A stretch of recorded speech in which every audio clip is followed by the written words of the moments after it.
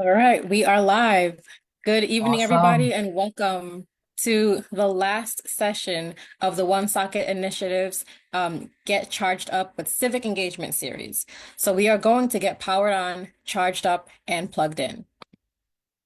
I am Wanda Fakanti, and I am a member of the Watch Coalition, the Woonsocket Alliance to Champion Hope. Our mission is to transform Woonsocket into a safe, vibrant, and unified community by promoting social equity, building a cohesive multicultural community, and nurturing intergenerational leadership. The Woonsocket Initiative came about through a program that we did called participatory budgeting. We invited Woonsocket residents to come up with ideas for how they could spend a pot of money for something that would have a positive impact on the community.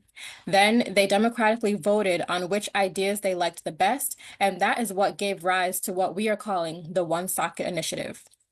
The Woonsocket Initiative has three components. The first component is Get Powered On. This is all about strengthening local infrastructure and building our capacity to continue doing positive work in Woonsocket. The second component is Get Charged Up. This is part of that series.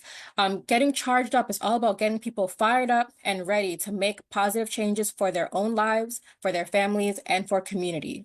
And so this is going to include a wide range of training series throughout the year. Of course, this is part of the civic leadership training. We're also going to be doing personal wellness, financial empowerment, career access, and community leadership. The third component of the Woonsocket Initiative is getting plugged in. We recognize that there are a lot of incredible resources and programs here in the city, but some folks just don't have the access to them. So we want to make sure that people are connected to health services, social services, youth programs and childcare, and other community resources. So if you're interested in getting registered for any part of the Woonsocket Initiative, or if you just want to learn more, you're going to click that link, tiny.cc/onesocket, or you can scan the QR code. It'll bring you to the same place, and you can learn more about the Woonsocket Initiative. So as I said, this workshop is part of the Charged Up series and is focusing on civic education. And we're so proud to continue this partnership with our friends at Rebuild Woonsocket.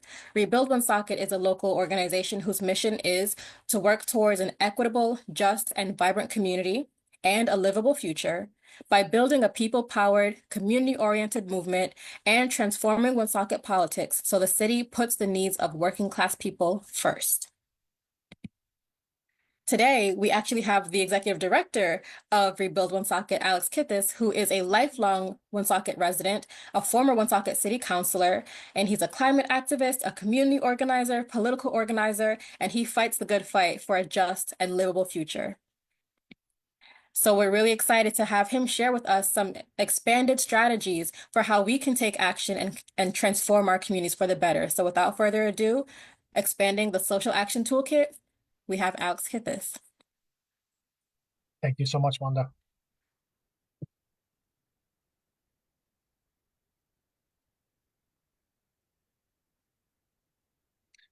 Awesome. Well, hello, everyone. Thank you so much for that great introduction, Wanda. Yeah, today we're going to be talking about expanding the toolkit that we use for political action, for organizing our communities. And we're going to be talking about other strategies uh, that we can use to uh, fight for and make political change. So my name is Alex Kithes, as Wando said. I'm the executive director of Rebuild Woonsocket, and it's interesting and nice to be on the other side of this, doing the presentation instead of in the background doing tech. So yeah, you can go to the next slide. So uh, first, just a quick intro to Rebuild Woonsocket. We are a 501(c)(4) or nonprofit organization. That means that we are a nonprofit tax exempt organization, but we can get involved in lobbying and elections if we want to, though we actually haven't formally. And donations to us are not tax deductible. We were formed in April 2021 by a group of community organizers, including Wando and I, with a wide variety of backgrounds and between us, like decades of transformative justice work. We'd identified that the city government is disconnected from the needs of the people, from the diverse working class people who make up the wonderful community of Woonsocket. And we identified this as like a primary root of the reason that the people here are struggling. And so the idea was that we all came together with was to work together and like bring our experiences and our work together to get things done. We had all seen, and many of us had experienced firsthand, the urgent needs of our community, and we came together with the shared goal of uh, like bringing our work to the table, bringing our knowledge to the table, and using it and organizing to help empower people in Woonsocket, people whose voices have been suppressed for a long time, and empowering them in order to make serious change. And so, just a little bit about like the structure. Our organization is made up of an incredible board of 7 directors. Um, a lot of the power exists in the board, and so like the board makes decisions in terms of strategy, in terms of expenditures, and all of that stuff. And they're all people who have deep connections to Woonsocket. Um, they make decisions about organizational strategy as well, and like they make sure that like they maintain like an administrative oversight for the organization. I am our part-time executive director, and I'm the only staff member, and my work kind of ebbs and flows depending on what projects Rebuild is working on and what is needed from me at the time. All of the rest of the work in the organization is done by volunteers and the other board members, which who are volunteers as well. And over the years, that's looked different depending on what project we were doing. You can go to the next slide. So, as Wanda said, our mission is to work toward an equitable, just, and vibrant community and a livable future by building a people-powered, community-oriented movement and transforming Woonsocket politics to make our city put the needs of working class people first. It's intentionally very wide reaching. This work has been under resourced in Woonsocket for a long time. And part of the reason that we created Rebuild was to serve as like a responsive organizing arm for the community so that we were capable and equipped to do a lot of different things depending on the shifting and emergent needs of the community. Like the different, different issues that may come up with the city council, and the mayor, and our capacity to meet those needs. So our strategies, like over the couple of years that we've existed, have included civic engagement and reenfranchisement. They've included like public education about issues and root causes, advocacy around policies and also against policies, collaboration and relationship building with other local organizations, and protesting and taking other nonviolent direct actions whenever it moves our goals forward. So specifically, that work has been things um, like it's been a pretty wide variety of projects. So it's been things like we launched a Housing for All campaign a couple of years ago to support the incredible housing advocacy work that has been being done in Woonsocket for a long time, and to advocate for more compassionate housing policy locally. And also, it was around the same time we plugged into the Rhode Island statewide sleep out that was at the State House in the end of 2021. And actually, in these past couple of weeks, that project has been very active again as we've organized against a very violent anti-homeless ordinance by the city council, which we'll talk more about that after. We also organized a couple of years ago in support of ARPA investment in housing and health. So that looked like really mobilizing the community and getting them to tell the city how to spend that money. We put together with a few queer organizers, the first and annual now Woonsocket Pride celebration, which started as a protest.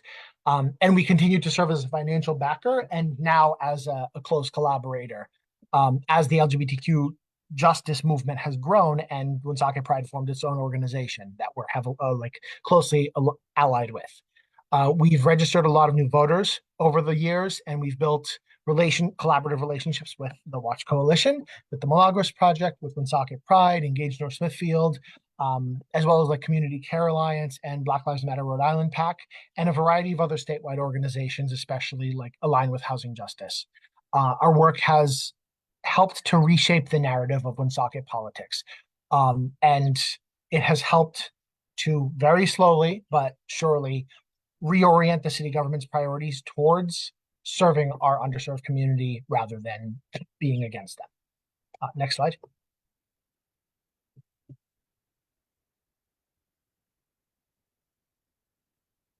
So, politics is about power. It is So we've talked a lot through this workshop series about legislative and executive power, about what it is, about who has it, and how we can engage with them. But what about when you can't, when we can't engage with them? What about when they don't listen? What about when their values are so far off from something that the community wants, something that we're organizing around, that they would never support it of their own accord? Um, Systems of government and elected office are designed to consolidate power into a few wealthy hands and disempower working class people in communities. That's why campaigning is so expensive. It's why the rich can always find ways to get around campaign finance laws with things like super PACs.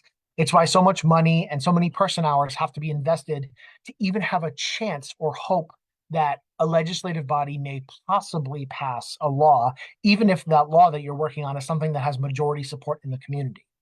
The system is not designed to represent us, it's designed to represent the rich.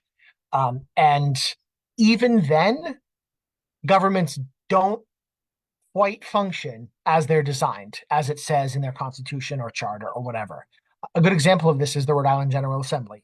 Nominally, every member of the House and every member of the Senate has the same power to bring forth legislation and have it fairly heard, and the same uh, access to getting their laws potentially passed if they have support across the state. Um, However, the leadership, the Speaker of the House, the Senate President, the majority leaders and whips in both chambers, rather, and the other people that they surround themselves with, they have way more power. The previous speaker, Nicholas Mattiello, is a good example of this. He was said to rule with an iron fist, and he almost never lost a floor vote, meaning that for any bill that was able to make it out of its committee and was sent to the full House chamber for a full floor vote, he knew that enough representatives would be scared enough of him that they would vote the way he wanted. So, however he voted was how the bill would end up going. Um, a lot more money uh the leadership people in the General Assembly have a lot more money in their accounts, and as a result their districts get overrepresented, um, which is why their districts keep electing them, because they know the people in those communities, and I can't blame them necessarily, know that if the Speaker of their House is their representative, it's going to mean that their interests are much more represented than anybody else's. Um, and then within the chamber, people are scared to cross the speaker or the Senate president, which is why they continue voting to put them into their leadership positions once they're in there. And so this is an example of how, like on paper, the state government, the state legislature is supposed to work a certain way, but then because of the way that power gets consolidated into a small hands, often a small number of hands rather, and often a small number of rich hands, and often like at the desire of wealthy super PACs and corporations and corporate PACs, um, it doesn't actually work the way that it's supposed to on paper. So the reason that I bring all of this up is because we need to know this in order to be able to play the inside game. We don't have to like this. I certainly don't like this. I spent a lot of time organizing and a lot of energy organizing and fighting back against the way the system works. But it's important that we understand these things, because if we're planning inside game strategies, like if we're planning strategies around legislative advocacy and elections, and also as we're considering outside game strategies, things in the community, things involving people, things involving disruption like protests, in order to move the needle, we need to know the reality of how things work. Next slide, please.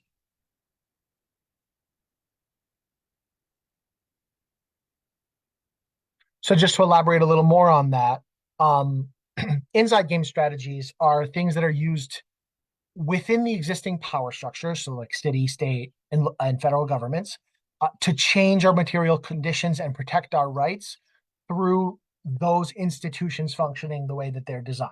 So that's elections, for example. It's putting people who are sympathetic to whatever cause we're working on into a position of power. That could be running for office yourself. It could be volunteering or working on campaigns. It could be donating to campaigns, or it could be voting. This also takes the form of legislative advocacy, so trying to convince those who are already in positions of lawmaking power to support your cause, to be willing to vote for or sign on to your bill or ordinance. And in some cases, it's also things that are happening in the courts. In like movements have filed legal challenges to existing laws or existing government actions in order to get the court or a particularly sympathetic judge to interpret a law in a way that changes the way it gets interpreted going forward and maybe protects people more or protects people in a new way. Much of like civil rights stuff over the years has been through court reinterpretation. Then on the flip side, the outside strategies are things that move the needle on what's possible. This needle is called like the Overton window. Some of you may have heard that. It's moving the needle in the direction that you want. Um, or it's like, into the case of mutual aid, it's just taking action into your own hands and doing the thing that the government is unwilling to do. So these strategies, like I said, include mutual aid and also NVDA is nonviolent direct action, which is things like protests, and we'll get more into that later. And it's also kind of a pretty big catch-all for a lot of the outside game stuff. And it's culture shift stuff, which we'll talk a little bit more about later. Next slide.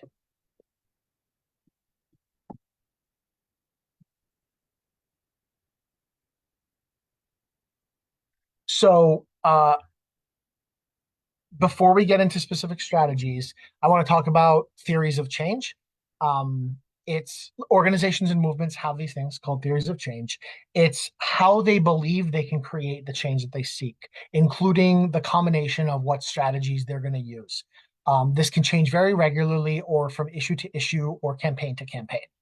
A big part of this, an important part of this, is to identify metrics of success. This is actually something Wando and I were talking about a week ago. Um, it's it's as part of discussing the change that you want to make and what strategies you want to use to get there. You need to know how you'll measure your success or failure, so you can reassess your strategies, so you can like potentially like have Hail Mary moments at the end, and just so you know like what works and what doesn't going forward. These could be metrics like whether or not a bill passes, or whether you receive media coverage about what you're doing, how many people you feed in a mutual aid space, how many voters you register, how many people attend an event, things like that. It's ways to measure the success of your action. And it's important to know that strategies for political change are often multifaceted. They'll use inside and outside game strategies. When you look at pretty much every social movement throughout history and current ones, things like the civil rights movement, things like the anti-war movement, the Occupy Wall Street protests, union and labor organizing at many points throughout history, the movement for a Green New Deal. They're made up of combination of inside and outside game strategies and of those different types of strategies within each inside and outside game. Movements need outside game strategies to be successful. That's something that I hold very strongly to. Primarily, inside game organizations need to be honest about the positive effect that outside game strategies have on their efforts. For example, it wasn't just legislators that passed the codification of Roe v. Wade in 2019. It took a massive movement and demonstrations and people power. It took a lot of effort from people that were not elected, that were not in the General Assembly, but people who across our state, across communities, across social movements, coming together and making noise and like raising their collective voices figuratively and literally to make that thing happen, to get that bill passed. And then on the flip side too, primarily outside game organizations, they need to be honest about the ways that institutions like governments affect the material conditions of the working class and see them as a field of struggle rather than ignoring them. Especially, there are often least a small number of good people on the inside who are trying to fight for a cause, and who are willing to put forward legislation for the issue that you and your organization is working on. And so it's really important to see that as like potentially one component of the strategy. um Next slide, please. So, since we talked in detail about elections, legislative advocacy, the courts already, and because a lot of what we've heard over the last couple of weeks with these workshops have been more about inside game strategies, I want to talk about outside game strategies today and give a little bit more detail about those. So the first one is nonviolent direct actions. That's the most obvious examples are protests and demonstrations and things like that. They can take a lot of forms, but they're generally a tool to disrupt the normal functioning of an institution in order to show the level of public support that exists already for your issue, and or to increase the support by giving people a way to come together around the issue, and or to create public pressure for the institution to actually do something about the issue. So people power, like building people power, is central to making change. It's like, on the specific note of public support, excuse me, it's um like public support is demonstrated, like is a demonstration of the people power that a movement has amassed. It's recognizing that groups of committed people fighting for justice are always who have changed history for the better. Throughout history, throughout all of human history, groups of people fighting for justice is what makes things better. How that's happened has varied. It depends on the movement. It depends on the conditions around them. It depends on if they're fighting feudalism, a monarch, capitalism, whatever. But it's important to remember that we are not alone in fighting for what's right, but nor are any of us the first person in history or the first in this moment to care about this issue. There are people already working on pretty much any issue you could think of, and maybe their strategies are different, and that's an important conversation. But like, we are part of a whole collective, a whole ecosystem of people who see what the world could be and are trying to make it that way. And it's a reminder that communities, towns and cities, states and countries are only the sum of the people who make them up. And governments only derive their power from the consent of the people they govern. So all of this is to say our voices matter. So for this, for each of the next couple of slides where we talk about the different sort of the ways I've classified outside game strategies, I'll bring up a local case study, a local example. So for this one, I wanted to bring up the 2021 Rhode Island Sleepout. I had mentioned it before. I was one of the core organizers in that, and it was very closely tied together with work that Rebuild was doing at that time in Woonsocket. And then, it was being led by a friend of mine, Cynthia Mendez, who was doing it on the statewide level. So for anybody who doesn't know, the sleep out was, we set up tents on this landing right in front of the entrance to the state house. You can see the picture in the background here. And we were there, I believe, for 16 nights in total, from the end of November through like December 15th or 16th in 2021. The last night of it, I believe about 100 people slept outside. And it was one of the most taxing organizing efforts that I've ever been a part of. And the demand that we were making was that the state needed to do something to house people as the temperature was getting colder. We were at, like, we had our taglines were like safe and dignified housing for all. No one should freeze to death. Like that was what we were asking for. And the sleep out ended when the governor opened up 400 new beds of shelter space, something like 400.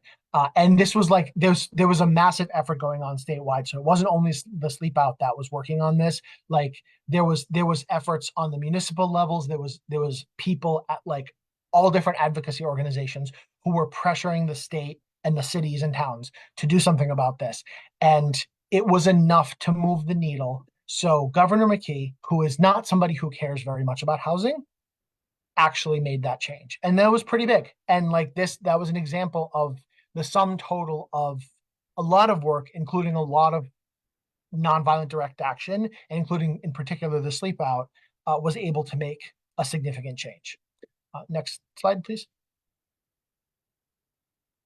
So another facet of outside game strategies is culture shift, and that takes a lot of different forms, but it's rather than creating pressure directly on the institution, you're changing, like you could think about it like changing the waters in which the institution and the people who make up the institution, like elected officials, the waters in which they're swimming. You're changing the water so that they have to adapt. And so I've listed a couple of examples of like what that could look like here. There's public education and awareness. A lot of people I'm sure have heard of like public awareness campaigns that organizations will do about the issue that they're working on. There's trainings like this, workshops like this, where we're trying to make sure as many people as possible know about this stuff. And these workshops have been kind of civics more generally, but there's also like workshops and trainings that are offered by organizations on the specific like policy and material issues that they're working on. There's working with the media, which is developing relationships with reporters, making sure that like you're getting them the materials that they need, that you're talking to them, that you're like that you like making ourselves available to them and asking them to show up, to report on things that are important to us. Because like there are a lot of people in the media who really care about making sure that the truth gets publicized, and that's really important. That's a really important component of shifting the culture because so many people see what the media publishes.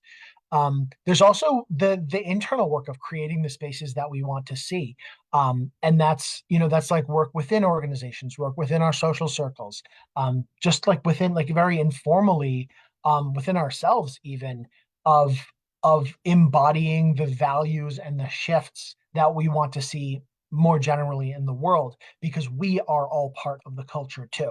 And so and then there's joy as resistance, and that's very heavily related to the previous one. But understanding that things are really bad. There have been many points in history where things are really bad, and now is one of them. And I think a lot of people, probably every single person watching this, feels that way.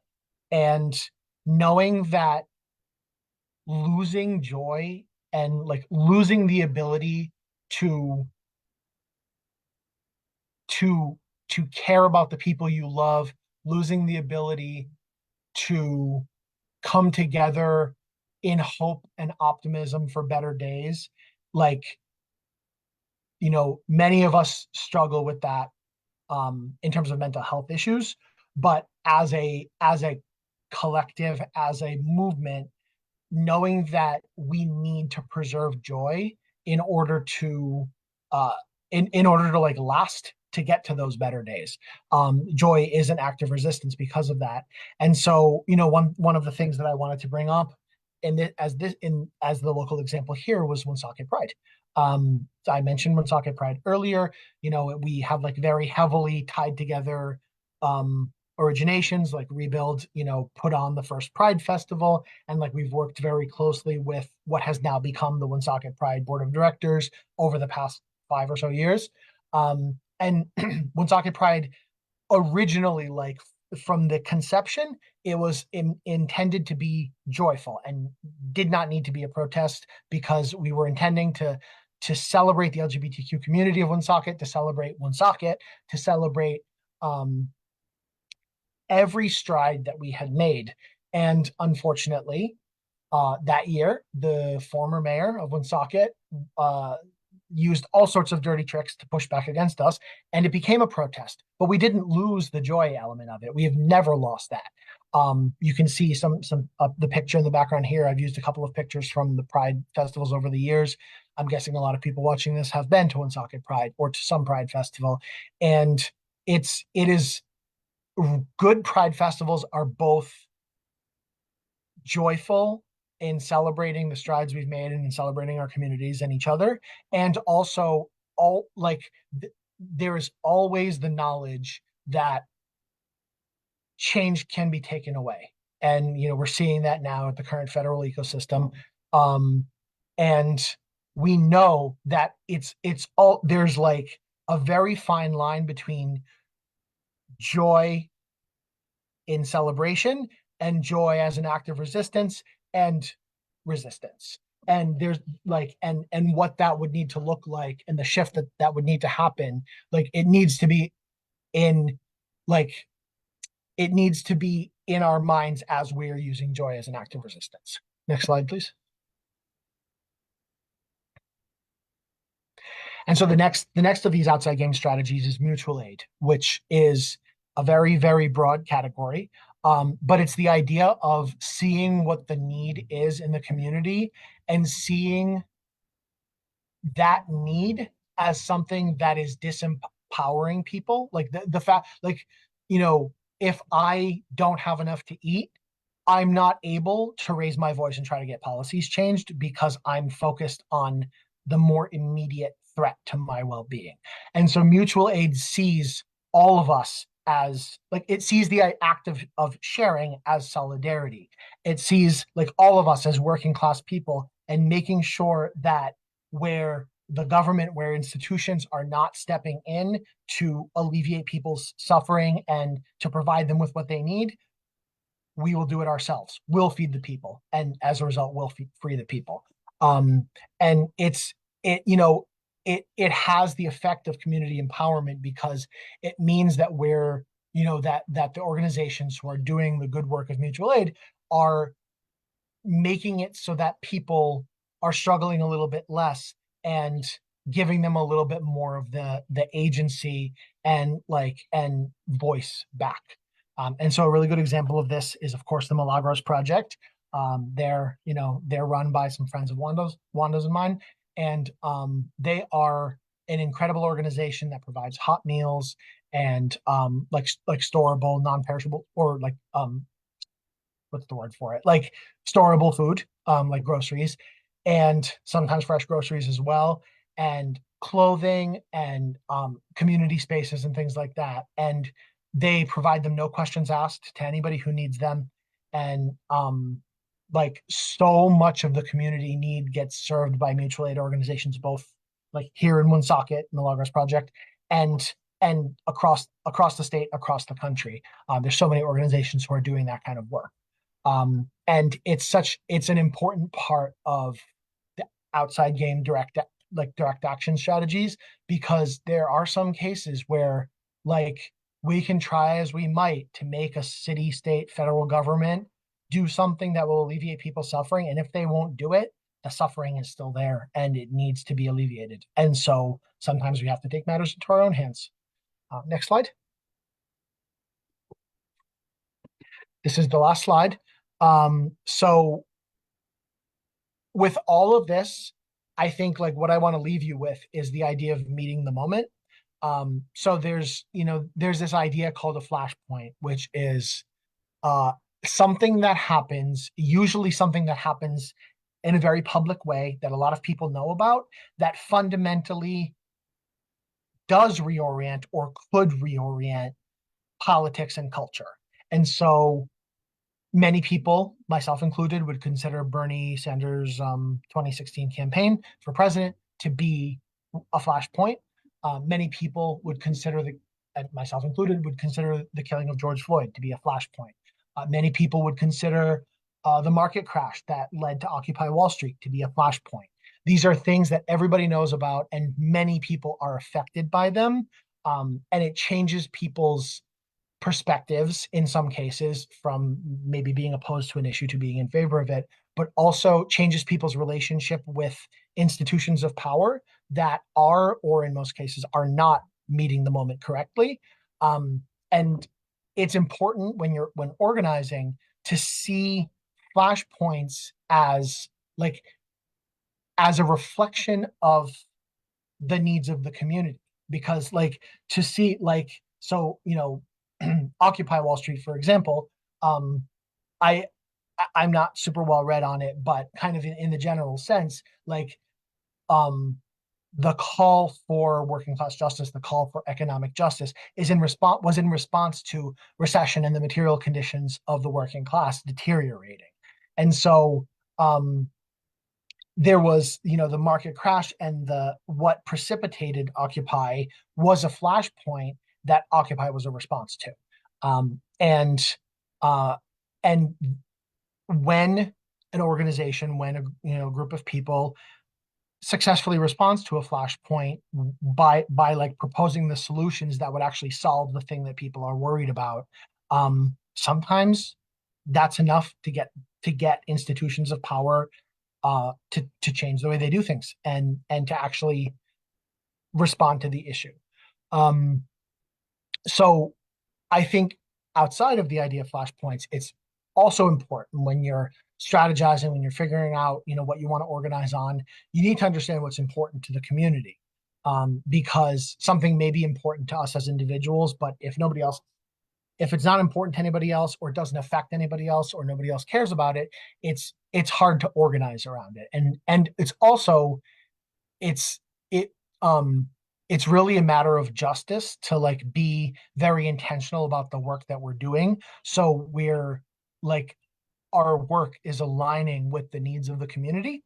Um, and so like a really timely example of this, which is something that I wasn't originally going to bring up when I first started thinking about this presentation, but it arose in the time in between, was this really evil anti-camping ordinance that the Woonsocket City Council just passed this week.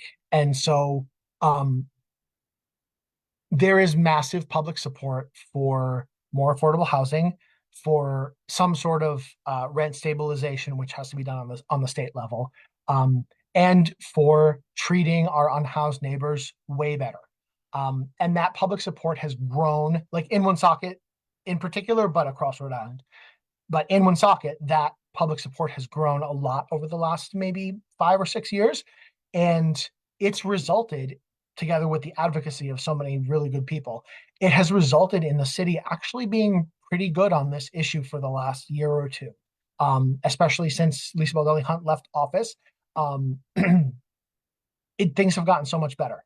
And so this ordinance, which basically bans camping on public property and would impose a $250 fine and a court appearance on anybody who violates it, like, if the city comes after them, it it's just a total about face, uh, like against what is important and what the values are of the community.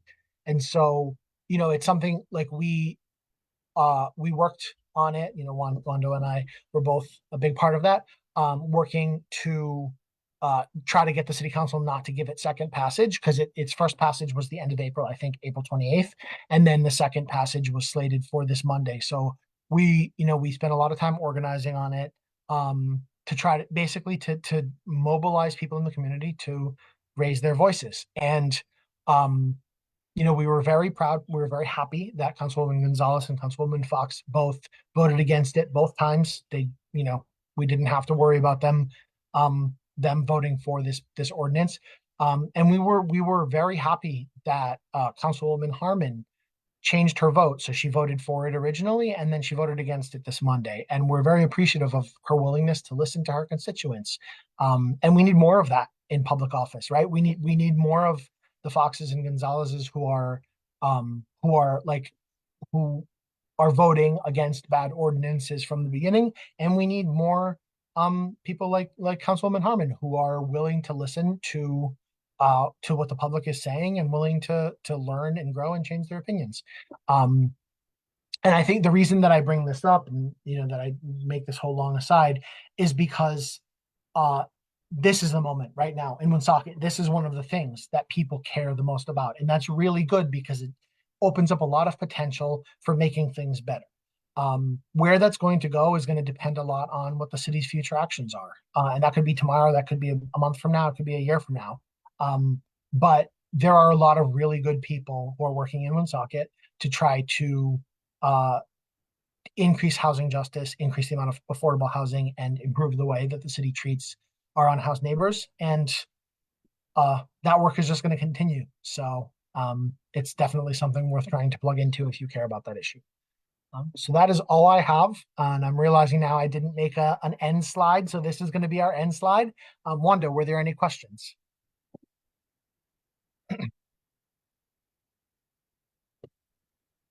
So you mentioned those flashpoints and looking at what is a moment that mobilizes people. And with what's happening at the federal level in terms of this new administration, is this a flashpoint? And we're anticipating it being the next 4 years, right? So is this moment right now a flashpoint in US history? I would say so. I would say um, on the timeline, excuse me,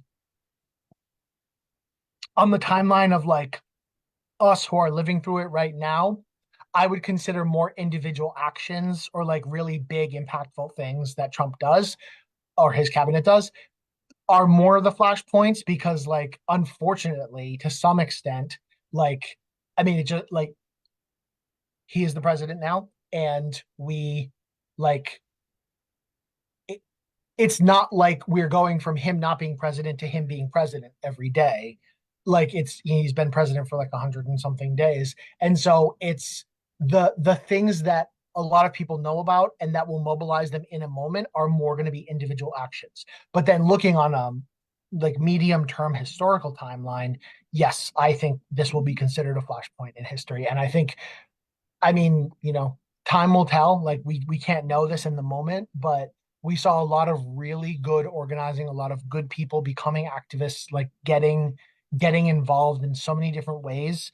Under the first Trump presidency, just as we saw under the Bush presidencies, just as we saw under we as just as we've seen in any presidency, people organizing against the things that our leaders do that harm the working class and harm our diverse communities and harm people who already don't have as much political power. And um, like I said, time will tell, but I do think this is going to be a flashpoint. And another question, part of your presentation, you talked about like all these different approaches that we can use to take social action. You talked about the inside strategies, outside strategies, direct action, mutual aid, all these different entities going on. And I love the different examples that you included as well of organizations or people who are doing those pieces of work. In a city like Woonsocket that, compared to Providence, for example, has a smaller progressive base and perhaps a somewhat more scattered base, how do people find each other? So how do the folks who are doing the inside strategies connect with those who are doing the outside strategies? Because we know we need a little bit of everything happening all at Mhm. once. So how do we find each other and connect to be able to build out the base of this movement? So I would first say, I think I would still hold that Woonsocket's progressive base is bigger than some of our recent elections would indicate. Hmm. I think people are disenfranchised and disenfranchised by Hmm. the government and disillusioned by the conditions of everything going on and their politicians not fighting for them. Um, Woonsocket went to Bernie Sanders in 2020 by a much larger margin than the state did, or not 2020 and 2016. And so I think that uh, but that then also accentuates your second point, which is that the base is jaded, it's kind of disparate, it's not like we're not all together, we're not all like working arm in arm, figuratively and literally. So that's a really good question, and I think that there are a lot of the organizations I've mentioned, our organizations, Rebuild Woonsocket and the Watch Coalition, as well as Woonsocket Pride and Community Care Alliance, Milagros Project. Um, um, there are a lot of organizations that do organizing work in the city, and it's it's it's a good bet to follow them and to start to see what they're doing and to see what you can get involved with because um, it's it's easy to fall into despair in these moments, in any moment in American history, I would say, but in these moments in our lives right now with this president, it's very easy to fall into despair. But there are organizations that are doing good work, and those organizations have people involved with them. They have volunteers, they have organizers who are local people who care about the same things that you do, you being the person watching this. Um, and so it's good to get involved in any way you can. I'm rarely somebody who speaks highly of social media, but social media is a good way to link up with other people who are like-minded in organizations that are working on issues that we care about. Um, because like and even if that's paying attention to the news, seeing who's doing the work, and then like linking up with them on social media, that's really important. I've made a lot of friends through having been on the city council and run for office and been involved with organizations. Like I've made a bunch of like social media friends that have or connections that have turned into like in real life friends. And uh that's really great. And it's people who are aligned, who have similar values, and who want to or are working on similar things. And it's like that's um I think that that's teetering somewhere in between the joy as resistance and like, you know, like like being together with one another and like growing our social circles with people who we share values with. And then also it's just like it's people power. It's the more people who are networked, who are in these spaces together, the better. That was a really long-winded answer. I'm sorry. Part of what you said was kind of also brings me to this next question about, well, it's all about people power. Um, so what happens or how do we prevent the people from getting tired? Or what do we do when people are starting to get tired or get burnt out? How do we make sure that we're still maintaining the momentum of these movements? So I'll definitely admit to not being someone who's quite perfected that the answer to that question. But I think that like, self-care is important and it's kind of become a buzzword. But like it's actually important and it doesn't need to be like drinking a certain amount of water and like putting on a face mask at night. It's like it's making sure that you check in with yourself regularly and try not to be like tapping yourself out or using energy that you don't actually have and that you're borrowing from the future. Because if you do that for too long, you'll get burned out. Especially if you're working on things that you have a 10 or 20% chance of them being successful. Over time, the successes really matter, but the failures are most of the time are much more frequent, and that is a recipe for burnout. And so I think that like the idea, kind of one of the things that I had brought up before about how none of us are doing this alone. It's really important because organizations are not individual people; they're groups of people. They're groups of people with shared values that are working on things that they all care about, things that the community needs. Um, and sometimes some of them have to duck out for a little bit, and that's why we should always like and that I should say that should be that's okay. Like that it's okay to take a break. And just as like joy is resistance, rest is also resistance because like I was actually talking to a friend of mine the other day about this. Um, most activists, most organizers, most progressives who run for office, they are borrowing against their future. Like they're borrowing against themselves in the future.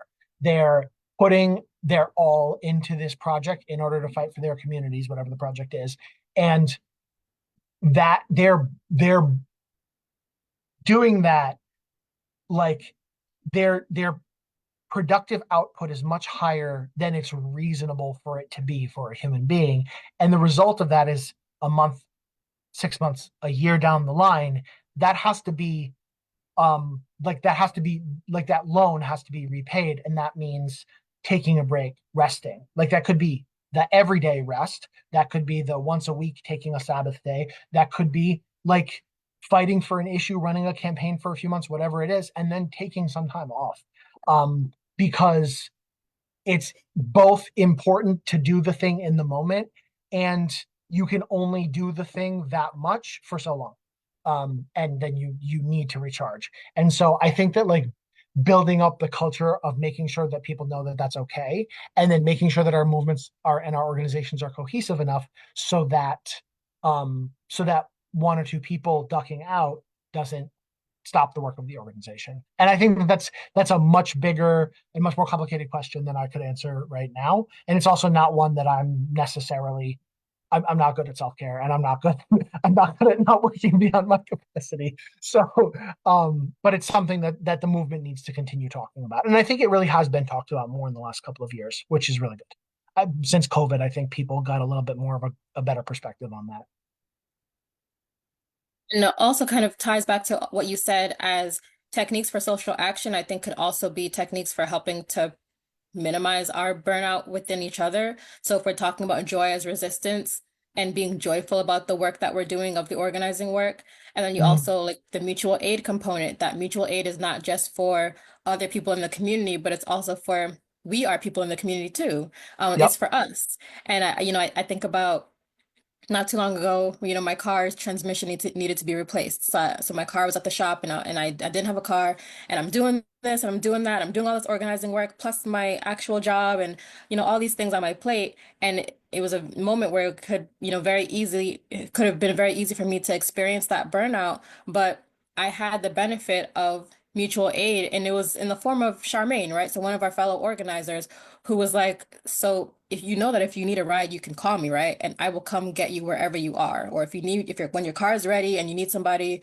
to bring you to pick your car up, you can call me and I will get your car with you. Like just to have that. And so I had to take her up on that offer a couple of times and say, Charmaine, can you pick me up from this place? Can you pick me up from that place? Um, but just little things like that, where it was one less Mhm. thing for me to worry about. I didn't have to worry about requesting an Uber and how much was this Uber going to be. Oh my God, it cost $52 just to go down the street. Like I didn't have to worry about that because I could just text Charmaine and she'd say, yes, I'm there.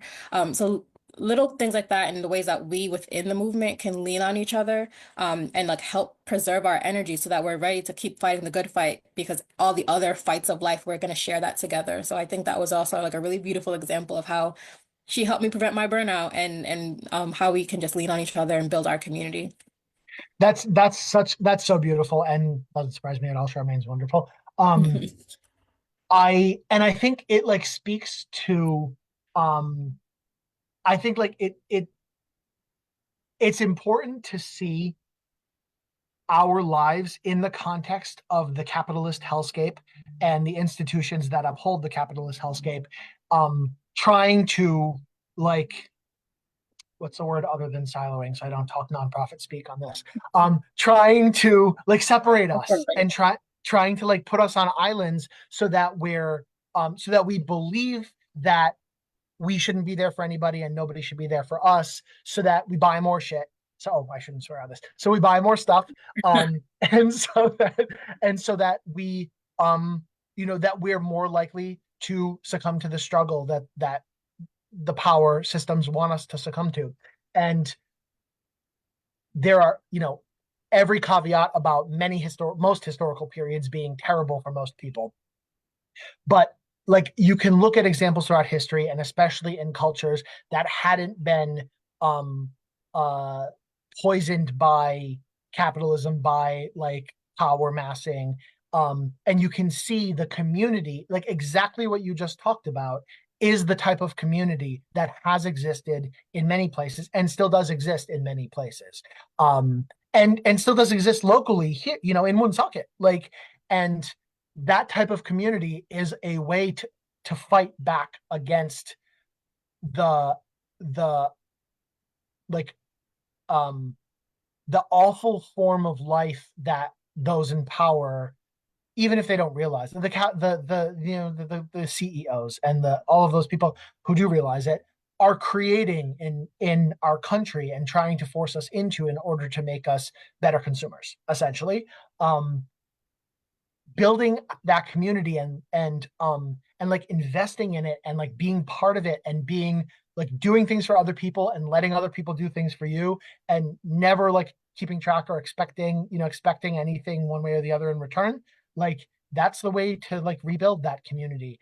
And it's so beautiful, and like it's such an important part of this because like that's I think it was kind of part of one of the things that I brought up on one of the last couple of slides, that creating the spaces we want to see. It's not just for organizations. It's like it's being the world that we want to see in the future is also in our personal relationships, like our family and friends outside the movement, and also our movement family and friends. So yeah, and I think that's so important.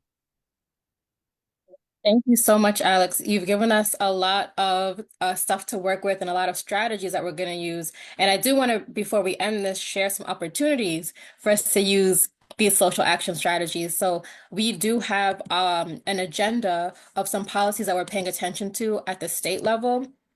And I did want to, take the opportunity to talk about them again. There is about a month and a half left of the legislative session at the state level, so at the General Assembly. And so there are about five state level policies that we at the Watch Coalition are supporting. The first one is the Health Equity Zone Bill. This bill would direct EOHHS, the Executive Office of Health and Human Services, to assemble and sustain the structure of Rhode Island's health equity zones. So this is House Bill 5849 and Senate Bill 0697. We're also in support of the Equity Impact Statements Bill. This would require new state legislation and budgets to have equity impact statements developed that outline how this new budget or how this new policy could impact all the different populations in Rhode Island. And so this is Senate Bill 0805, and the House bill was just introduced, so it does have a House bill number now, and I'll be able to add that in a moment, but the House bill was just added, was just introduced, I believe, this week. We are also supporting the Rhode Island Assault Weapons Ban Act of 2025. This would restrict the sale and possession of assault weapons, which are guns that have a high magazine capacity that can fire out tons of bullets in a very short period of time, or that have attachments like other weapons attached to the gun, like a chainsaw attached to a gun. We don't think you need that, so we are supporting House Bill 5436 and Senate Bill 0359. And then we're supporting the same day voter registration bill, which will allow Rhode Islanders to register to vote up to and on Election Day. And this is House Joint Resolution 5515 and Senate Joint Resolution 0820. And lastly, we're supporting the Educational Equity and Property Tax Relief Act. This would mandate K through 12 public schools to have at least one full-time mental health worker for every 250 students. This is in direct alignment with what the National Association of Social Work recommends for all schools in the United States. And so this would mandate that happening in public schools here in Rhode Island. House Bill 6045 and Senate Bill 0250. So these are some opportunities for all of us to get charged up and to use these different techniques that Alex just talked to us about. We're going to, use those inside strategies of advocating at the State House and talking to our legislators to encourage them to vote yes on these different bills and resolutions. And then also we can use some of those outside strategies. Maybe it's about changing the culture and the attitudes around mental health, or the culture and attitudes around voting rights, or on gun usage.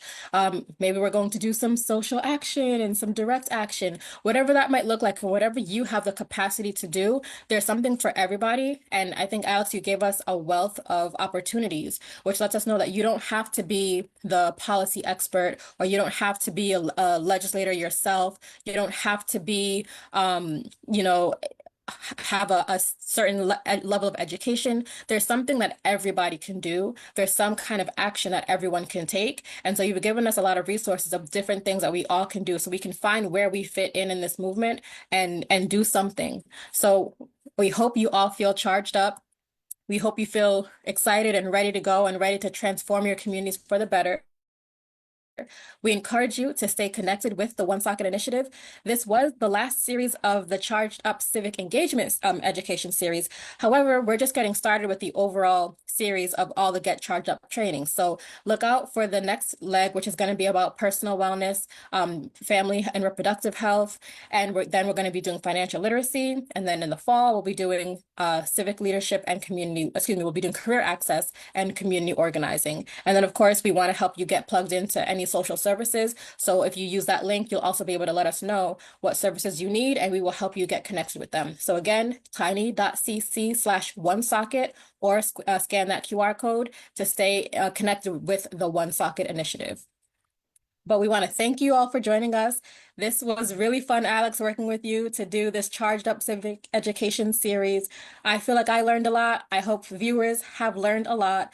And we encourage you all to stay connected with us at the Watch Coalition, social media, email if you have questions, or if you have comments or thoughts, or if you want to learn a little bit more about us, you can visit our link tree. So it's linktree/Watch Coalition. And how can we stay in contact with Rebuild Woonsocket? So on Facebook, Instagram, and Twitter, we are at Rebuild Woon, REBUILD WOON.